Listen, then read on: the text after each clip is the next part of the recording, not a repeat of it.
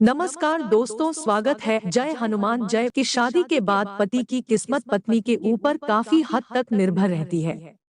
शादी के बाद कुछ लोगों की किस्मत पूरी तरह से बदल जाती है और सफलता की राह पर चलने लगती है।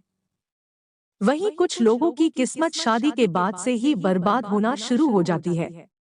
बर्बादी का कारण पत्नियों की कुछ गलतियां भी हो सकती है। भविष्य पुराण में पति पत्नियों के कुछ नियमों का जिक्र किया गया है, जिसमें पत्नी की कुछ गलतियों के बारे में बताया है।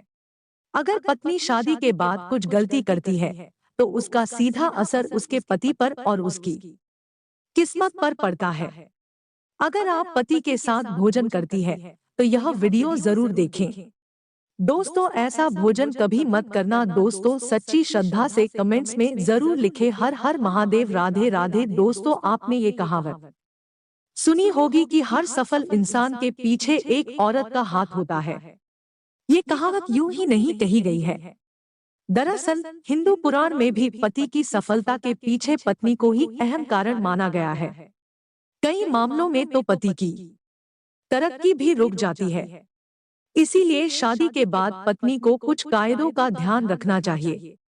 तो चलिए जानते हैं ऐसे नियम कायदों के बारे में जो पत्नी को जरूर पालन करने चाहिए। लेकिन उससे पहले आपसे रिक्वेस्ट है कि अगर आपने हमारे चैनल को अभी तक सब्सक्राइब नहीं किया तो जल्दी से सब्सक्राइब कर लीजिए।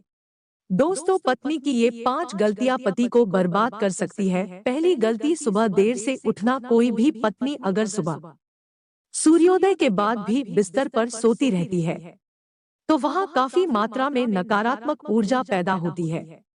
ऐसा कहा भी जाता है कि देर से उठने वाली महिलाओं के पति को हमेशा दुर्भाग्य का सामना करना पड़ता है। इस ऊर्जा का सिर सीधा पति के भाग्य पर पड़ता है और पूरा दिन बेकार जाता है। इसीलिए पत्नी को हमेशा सूरज निकलने से पहले उठ जाना चाहिए। दूसरी गलती, साफ सफाई ना रखना। जो महिलाएं अपने घर की साफ सफाई नहीं करती तथा जिनके कमरे से बदबू आती है, वहां दरिद्रता को आने में देर नहीं लगती। यथार्थ पति की कमाई पर भी असर होने लगता है। ऐसा माना जाता है कि जो महिला गंदगी रखती है, उसके पति का खर्च ज्यादा होता है। इसीलिए पत्नी को घर और कमरे की हमेशा साफ सफाई करनी ही चाहिए। तीसरी गलती, पत्नी का रोजाना नहाना। जो भी पत्नी या महिला रोज नहीं नहाती है या अपने आप को साफ नहीं रखती है, वो महिला नेगेटिव एनर्जी हुई रहती है और इसके इर्द गिर्द नेगेटिव और जाओं का भी आभास होता है। दोस्तों, ऐसे में पति आलसी हो जाता है और उसे काम में या किसी भी चीज में मन ही नहीं लगता। चौथी गलती, पत्नी का लड़ना और कटु वचन बोलना। अगर महिला अपने पति से हर बात पर लड़ती है या झगड़ती है, तो पति का माइंड डाइवर्ट हो जाता है, जिसका असर उसके काम और व्यवहार पर भी दिखता है। पांचवी गलती, खाने में भेदभाव करना। जो कोई भी महिला अपने पति को खुशी मन से या तहे दिल से खाना नहीं खिलाती, उसके पति की बर्बादी वहीं से शुरू हो जाती है। वहीं दोस्तों, भोजन करने से पहले 5 अंग, 2 हाथ, 2 पैर और मुख्य, इनको अच्छी तरह से धोकर ही भोजन करना चाहिए। भोजन से पहले अन्य देवता तथा अन्नपूर्णा माता की करके उनका धन्यवाद करके बोलना चाहिए कि सभी भूखे प्राणियों को भोजन प्राप्त हो, और ईश्वर से ऐसी प्रार्थना करने के बाद ही भोजन की शुरुआत करनी चाहिए। भोजन बनाने वाली महिलाओं को इस स्नान करके ही शुद्ध मन से ही मंत्र जाप करते हुए रसोई घर में प्रवेश करना चाहिए और भोजन बनाना चाहिए। इसी के चलते दोस्तों, सबसे पहले 3 रोटियां, एक गाय के लिए, एक कुत्ते के लिए और एक कौए के लिए अलग निकाल कर रखते हैं और फिर अग्निदेव को भोग लगाकर ही बाकी घरवालों को खाना खिलाएं। दोस्तों, आपको बता दें कि भोजन के नियम में सबसे खास है भोजन करने की दिशा। भोजन पूर्वोत्तर की ओर मुख करके ही करना चाहिए। दक्षिण दिशा की ओर करके किया गया भोजन भूत प्रेतों को प्राप्त होता है। ऐसा करने से घर में प्रेतात्माएं आकर्षित होती है, और वहीं पश्चिम दिशा की ओर किया गया भोजन रोगों की वृद्धि करता है। दोस्तों, बिस्तर पर बैठकर अपने हाथों पर रखकर या टूटे फूटे बर्तनों में भोजन कभी नहीं करना चाहिए। ऐसा करने वाला व्यक्ति नर्क की ओर बढ़ता है। दोस्तों, आपको बता दें कि ऐसे मनुष्य के हाथों द्वारा भोजन कभी नहीं करना चाहिए। कंजूस के द्वारा वैश्य के हाथ का शराब बेचने वाले का दिया हुआ भोजन और ब्याज का धंधा करने वाले व्यक्ति का भोजन कतई नहीं करना चाहिए।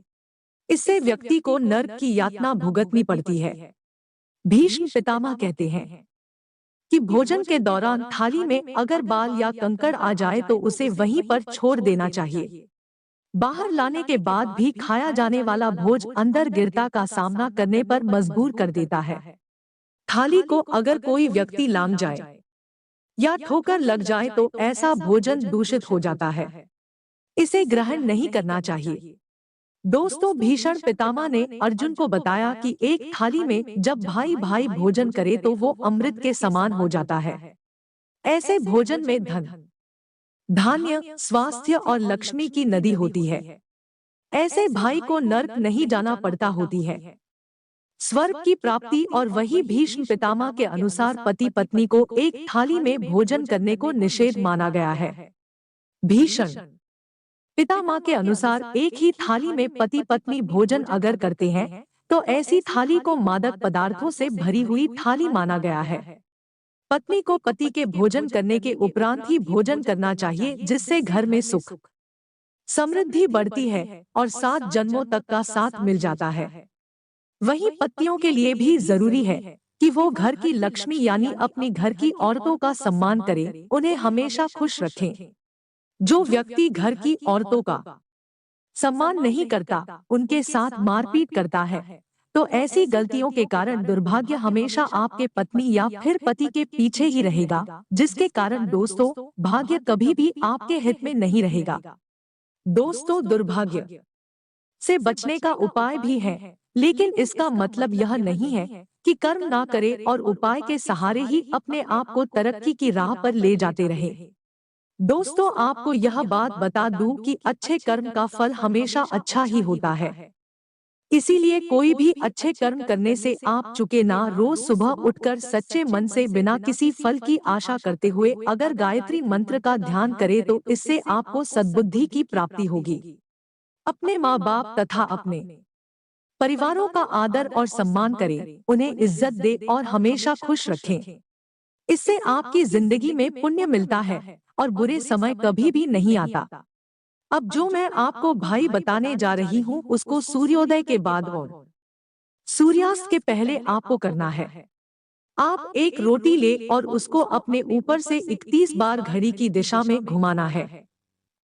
ये करने के बाद रोटी किसी कुत्ते या फिर किसी नदी में बहा दे।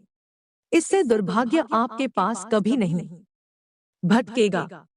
हर मंगलवार और हर शनिवार को बजरंग बली की पूजा करें और बिना चूना लगाया हुआ पान चढ़ाएं और दिया जलाएं। इस पूजा के बाद हनुमान चालीसा का पाठ करें। वैवाहिक जीवन को सुखी बनाने के लिए पति पत्नी गौरी शंकर रुद्राक्ष धारण करें। दोस्तों, रोज सुबह खुद कर तैयार होकर गणेश जी की आराधना करें। इससे आपके जीवन में जितनी भी बलाएं है वो टल जाएंगी। सायंकाल के समय घर के सभी सदस्यों को मिलकर आरती भजन करना चाहिए। भारतीय परंपराओं में ये शामिल है। इसके पीछे ना सिर्फ धर्म है बल्कि इससे घर में सकारात्मक ऊर्जा का संचार होता है। देवी लक्ष्मी का घर में आगमन बना रहता है और सुख समृद्धि आती है। संध्या के समय रोने उदास बैठने से नकारात्मक भाव का संचार होता है। ऐसा ना करें दोस्तों। ऐसा ना सिर्फ हिंदू धर्म में लिखा हुआ है बल्कि अन्य धर्मों में भी कहा गया है। इसी के साथ ही दोस्तों, आमतौर पर बहुत सी महिलाएं इसे बहुत सी गलतियां होती हैं। इस बात का जरूर ध्यान रखें कि जब भी घर में पति खाना खाने के लिए बैठे तब आपको सुंदर और सुशील और अच्छे व्यवहारों के साथ आपको पति को खाना खिलाना चाहिए। लेकिन अक्सर महिलाएं क्या गलती करती हैं कि जब भी पति खाना खाने बैठते हैं तब बहुत से घरों में पत्नियां विशेष रूप से उन्हें नई नई बातें बताती हैं और कई बार तो कड़वे वचन भी खाना खाते समय बोल देती है। दोस्तों, कड़वे वचन खाना खाते समय अगर पति के कानों में पड़ते हैं तो उस घर में कभी भी देवी लक्ष्मी का वास नहीं होता और उस घर में सदैव कलह है और आतंक का माहौल छाया रहता है। तो दोस्तों इस कारण यह गलती आपको भूलकर भी नहीं करनी चाहिए।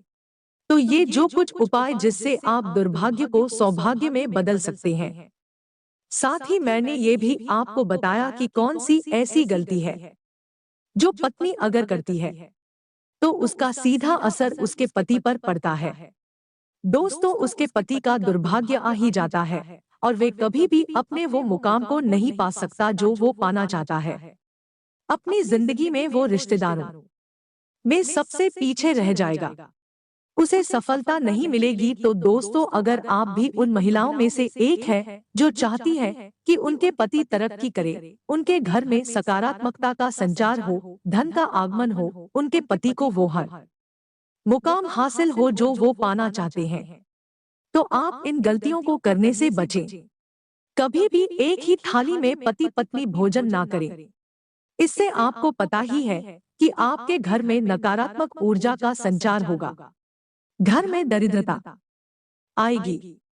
इसी के साथ ही अगर आप ये चाहते हैं कि ऐसा ना हो तो ऐसी गलतियां भूलकर भी ना करें। तो दोस्तों आज की वीडियो में बस इतना ही ज्ञान। अगर वीडियो आपको थोड़ी सी भी ज्ञानवर्धक लगी तो वीडियो को लाइक कीजिए, शेयर कीजिए, साथ ही हमारे चैनल को सब्सक्राइब कीजिए ताकि वीडियो की अपडेट आपको मिलती रहे। अगर वीडियो से जुड़ी कोई सवाल हो तो हमें कमेंट करके अवश्य बताइए, हम अगले वीडियो में अवश्य बताएंगे। साथ ही कमेंट सेक्शन में जय माता दी, हर हर महादेव, जय श्री राम, जय हनुमान लिखना ना भूले। आपका बहुत बहुत धन्यवाद।